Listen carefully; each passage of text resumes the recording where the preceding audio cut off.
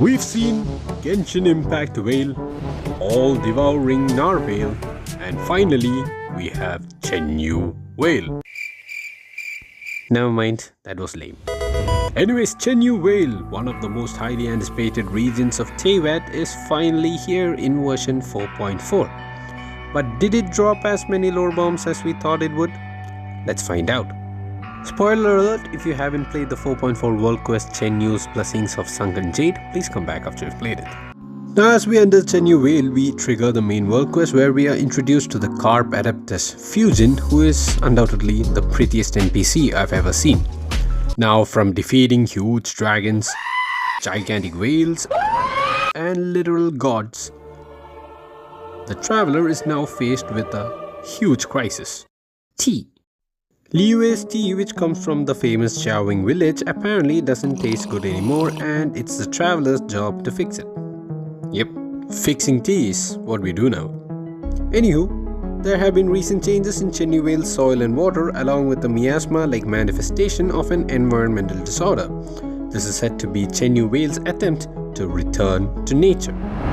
Now throughout the quest we learn of different stuff that happened in the past before the Archon War, and also the existence of other Adepti like the Herblord, whom we were already familiar with from the Jades of Offering artifact set.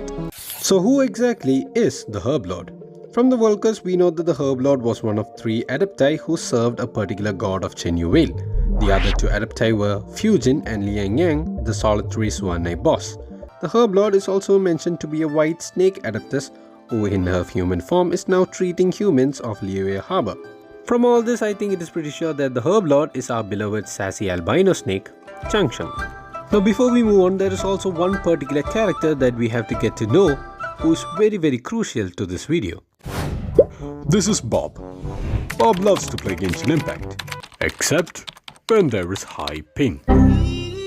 Bob's life was an unhappy one. That is until he discovered GearUp Booster. GearUp Booster is a software which helps you reduce high ping and ensures hassle-free gameplay in just one click. All you have to do is open the application, click Boost, and it's done. High ping is now no more a thing in Genshin Impact, Honkai Star Rail, and many other games. After using GearUp Booster, Bob won the 50-50, got a girlfriend, was crowned prom king, and eventually found the cure to cancer. While this may not happen to you, be it mobile console or PC, GearUp Booster is guaranteed to make your life easy. So what are you waiting for? Be like Bob, download GearUp Booster now. Link in the description below.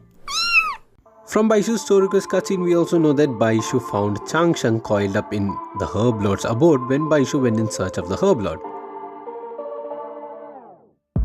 And if you take a look at this mural we come across in the world quest, it clearly depicts Changsheng, except that the eyes are red and not golden. Now the Herblord and Fujin were said to have gone against their master during the time of the Archon War, and that the Herblord maybe even fought her directly. At the end of the world quest, Fujin shows us her true form as a giant carp, but then reverts to a smaller version upon spending her powers to return Chenyu Vale back to normal. This looks similar to the case of Rukadevada and Marcosius, indicating that Changsheng is most probably the Herblord in a weakened state, who later on found a way to survive using contracts with mortals like Baishu. Now coming to the god of Chenyu Vale served by Fujin, the Herblord, and Lianium. According to Fujin, their lord wasn't exactly an evil god. During the Archon War, her lord, the mistress, went mad seeking the position of a god who may rule this world, but then eventually got clapped by Zhongli. Now, a very interesting possibility or theory is that Fujin's lord or the mistress might also be the evil god who enslaved our beloved Yaksha, Xiao. Now, Xiao was said to have been enslaved by an evil god because they knew Xiao's true name. Now, from Xiao's official introduction on the Genshin Impact website, it was also said that Xiao used to devour people's sweet dreams, which is also coincidentally the name of Xiao's almond tofu specialty, Sweet Dream. Now according to Fujin, she mentions that her lord, the mistress, was also one who made many dreams come true. Now this may seem quite a bit of a far stretch, but maybe when she became evil, she wanted to do quite the opposite, which was destroy or devour these dreams. Either way, the evil god who enslaved Xiao and Fusion's master were both defeated by Morax, which could further be a possibility that they are both one and the same. Every year for Lantern Rite, a Xiao lantern is made to pay homage to a particular Adeptus. In 2021 Lantern Rite it was for the Adeptus named Skybracer, and in 2023 it was for the Adeptus named Seagazer, and this time it seems to be quite possibly for the Geo Yaksha, who could be Menogius. But in 2022 there was no mention of any particular Adeptus, but the Xiao lantern was what looks like two Carp Adepti. Now one Carp Adepti we know it to be Fusion and the other could maybe be Madame Ping, but since neither of them are dead it could be just two random fish that they are paying homage to. Now in the world quest we come across these particularly interesting murals which tell us the story of how the Rain Jade Rite came into being. Long ago the people of Chenyu Vale were said to be able to communicate with the gods and the Adeptus in the skies by talking to this big floating piece of jade. They were led by an envoy of the gods depicted as this golden person in the mural. Now in the mural, the one holding the jade is said to be Fusion. Now it is also said that after great changes in geology, the Chenyu Vale ancestors lost their ability to talk to the heavens and also lost the guidance of an emissary whose beauty was as pure as moonlight. Now in order to find out what this great change in geology was, we have to actually find another mural that is hidden over here in Xishang Wall. And not so surprisingly, what is shown in the mural is a celestial nail. So the celestial nail that was dropped in the chasm is the reason why Chenyu Vale lost their emissary and also their connection to the heavens. Now this emissary who guided them and had beauty as pure as moonlight could simply be Fusion, or it could even refer to a Seelie as it perfectly describes their race.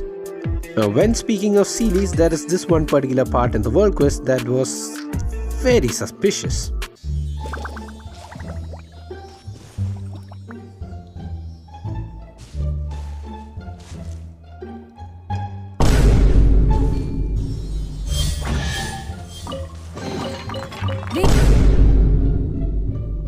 Now, was this an intentional nod or hint that Paimon is in fact a Seelie like we all suspected?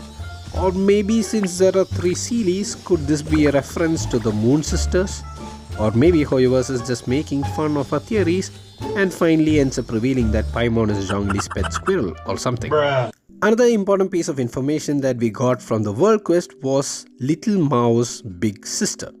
Now according to Little Mao, he and Big Sister would go up mountains, run around rivers and even found a little cave together. Another thing that Little Mao says is that within the cave of the first mural, Big Sis calls it as her Rubicon.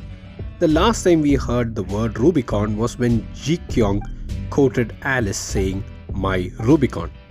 So could it be possible that Little Mao's big sister is actually Alice? Now if you have read the description of the cave Sea Wings, we know that Alice has power or duty over Teyvat's borders. And if you look up the meaning of Rubicon, it actually means a boundary or a limiting line. So basically a border. Now many people might have noticed this already, but Celestia is seen right above Chenyu Vale. Now I think I can see why Alice would be in Chenyu Vale. Maybe it has got something to do with her powers or duty over the borders and a communication with Celestia. Now we've all had our suspicions whether Alice is a descender, but maybe more than being a descender, what if Alice is actually somebody who is from Celestia? Speaking of being from Celestia, another person who I think could actually be from Celestia is Zhongli. Just like Alice, Zhongli seems to be a perfect candidate to be a descender. Both of them are very knowledgeable and they know a lot about pretty much everything going on in Teyvat. So what if it's because both Zhongli and Alice are actually being sent from Celestia to look over things happening in Teyvat? I don't know. Seems far-fetched. Anyways, that's it guys. Let me know what you guys think about this Chenyu Vale world quest and the lore bombs that were dropped in it. Is Paimon really a Seelie? Is that really Alice's Rubicon? Just let me know what you guys think in the comments down below and I will see you next time. Bye bye.